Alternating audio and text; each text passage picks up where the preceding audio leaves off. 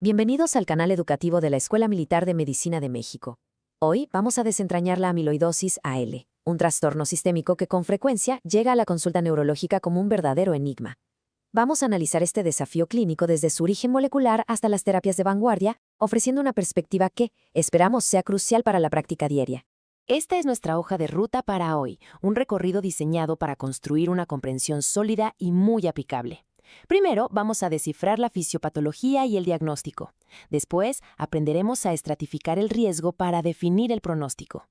Revisaremos el tratamiento estándar, qué hacer en las recaídas y, para cerrar, echaremos un vistazo a las revolucionarias terapias que ya se asoman en el horizonte. Muy bien, empecemos con el primer gran obstáculo, el diagnóstico. Y es que la amiloidosis AL es, como decimos, una gran imitadora. Sus síntomas sistémicos son tan inespecíficos que a menudo la disfrazan de otras cosas, lo que puede retrasar peligrosamente su identificación y, claro, el inicio de un tratamiento que puede, literalmente, salvar vidas. En esencia, en el corazón de todo esto tenemos una discrasia de células plasmáticas clonales. Pensemos en una fábrica que se vuelve loca y empieza a producir en masa una pieza defectuosa. Aquí, esa fábrica son las células plasmáticas y la pieza defectuosa son las cadenas ligeras de inmunoglobulinas, ya sea kappa o lambda. Estas cadenas son inherentemente inestables, se pliegan mal, se pegan unas con otras y forman estas fibrillas amiloides que son insolubles.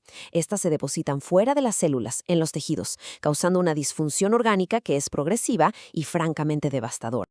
Como podemos ver en este esquema, la afectación es multiorgánica. Va del riñón al corazón, al tracto gastrointestinal, pero para nosotros, el campo de batalla principal es el sistema nervioso. La infiltración de este amiloide en los nervios periféricos y autonómicos es lo que genera los síntomas que a menudo son la primera pista: las parestesias, el dolor neuropático y, muy importante, una disfunción autonómica severa. Cuando un paciente llega con esta combinación, la amiloidosis AL debe escalar, y muy rápido en nuestro diagnóstico diferencial. El camino para confirmar el diagnóstico es muy riguroso y tiene que ser secuencial. Primero, la sospecha bioquímica. Buscamos esa paraproteína monoclonal. Segundo, la confirmación en el tejido con la clásica tinción de rojo Congo, que nos da esa birrefringencia verde-manzana bajo luz polarizada. Pero el paso definitivo, y esto es imperativo subrayarlo, es la tipificación. La espectrometría de masas es el estándar de oro. No es opcional. Nos permite confirmar sin lugar a dudas que el precursor es una cadena ligera, lo que nos ayuda a diferenciarla de otras formas de amiloidosis que tienen tratamientos completamente distintos.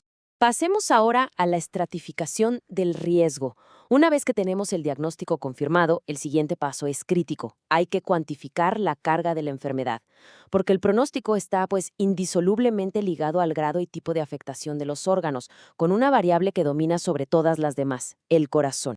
Y esta cita la verdad lo resume de forma brillante. La infiltración del miocardio por estas fibrillas lleva a una miocardiopatía restrictiva, arritmias y finalmente a una insuficiencia cardíaca intratable. La supervivencia del paciente depende directamente de qué tan severo sea este daño. Por eso, la estadificación cardíaca es el pilar fundamental del pronóstico. Observen esta gráfica con mucha atención. Lo que vemos aquí es un verdadero precipicio pronóstico. La supervivencia mediana se desploma a medida que avanza el estadio cardíaco de mayo 2012. Pasamos de casi 8 años, unos 94 meses en el estadio I, a menos de 6 meses en el estadio 4. Esto la sitúa entre las supervivencias más sombrías de toda la oncología y subraya la urgencia crítica a la que nos enfrentamos. Aquí podemos comparar los principales sistemas de estadificación. El modelo de Mayo del 2004 se basaba en dos biomarcadores, troponina T y NT-proBNP. Luego, el sistema europeo refina el estadio 3 en A y B para identificar a los pacientes de más alto riesgo. Pero fíjense, el sistema de Mayo del 2012 es el más completo. ¿Por qué? Porque incorpora la diferencia entre las cadenas ligeras libres implicadas y no implicadas, o DFLC. Y este marcador es clave, porque no solo refleja el daño cardíaco, sino que es una medida directa de la carga tumoral hematológica que está causando todo el problema. Pero no todo es el corazón. La citogenética del clon de células plasmáticas nos da una auténtica hoja de ruta terapéutica. La translocación 11-14, por ejemplo, es un dato clave. Nos dice que el bortezomib probablemente no va a ser la mejor opción. Pero, por otro lado, que altas dosis de melphalan o incluso venetoclax podrían ser muy eficaces. Otras anomalías, como la de lesión 17P, nos alertan sobre un pronóstico adverso, y una carga tumoral de más del 10% en la médula ósea también nos indica una enfermedad más agresiva. Todo esto nos lleva directamente al tratamiento de primera línea. El objetivo terapéutico es uno, y es inequívoco: tenemos que reducir de forma rápida y profunda los niveles de esas cadenas ligeras tóxicas para detener la formación de nuevas fibrillas y darle chance al cuerpo de empezar a eliminar los depósitos que ya están ahí. Y bueno, el estándar de cuidado actual, consolidado por el ensayo Andromeda, es el régimen Dara-Cybarbaid.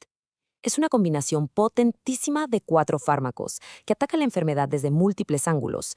Daratumumab, un anticuerpo monoclonal que va directo contra las células plasmáticas, bortezomib, un inhibidor del proteasoma que las empuja a la apoptosis, y a eso se suma la quimio clásica con ciclofosfamida y el efecto antiinflamatorio de la dexametasona. Y aquí está la evidencia, es irrefutable. Esta es la curva del estudio Andromeda.